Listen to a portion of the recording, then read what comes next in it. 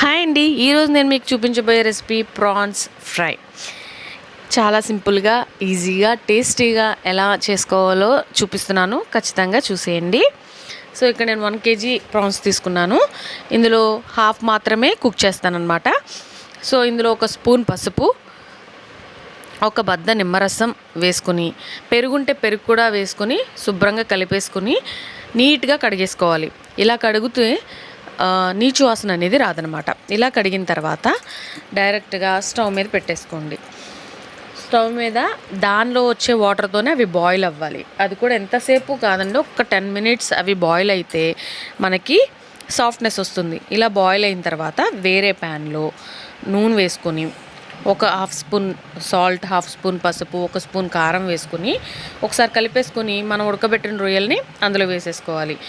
అందులో ఒక 2 minutes పాటు సాట్ చేసుకోవాలి. జస్ట్ అలాగా, ఎందుకంటే ఆ ఉప్పు, పసుపు, కారం వాటికి పట్టేలాగా మనం వేయించేసుకోవాలి. తర్వాత వేరే ప్యాన్లో 3 స్పూన్స్ ఆయిల్ వేసుకోవాలండి.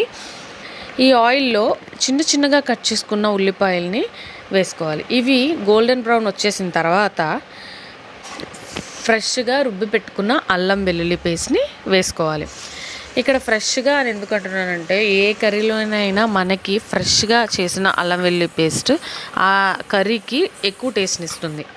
సో అది బాగా పచ్చివాసన పోయే వరకు వేయించేసుకొని 2 పచ్చిమిర్చిని సన్నగా చీల్చి వేసేసుకోవాలి. తర్వాత చెప్పాను కదా సగమే వేస్తానని, ఇలా సగం ఫ్రై చేసుకున్న ప్రాన్స్ని వేసేసుకోవాలి.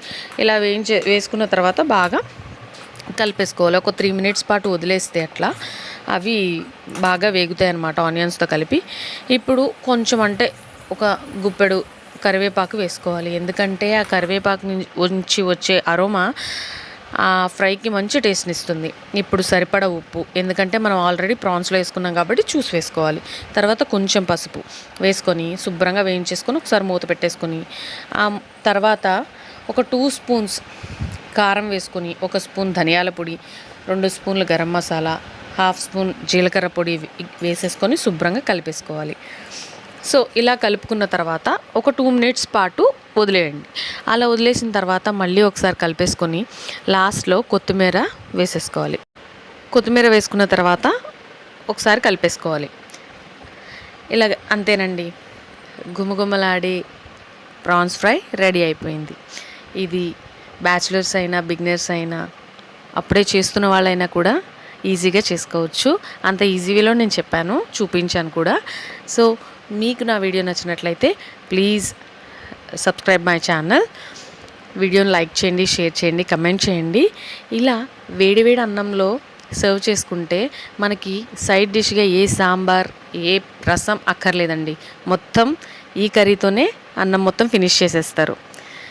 అంత టేస్టీగా ఉంటుంది. కంపల్సరీగా ఒకసారి మీరు కూడా తప్పకుండా ట్రై చేయండి. Thank you for watching.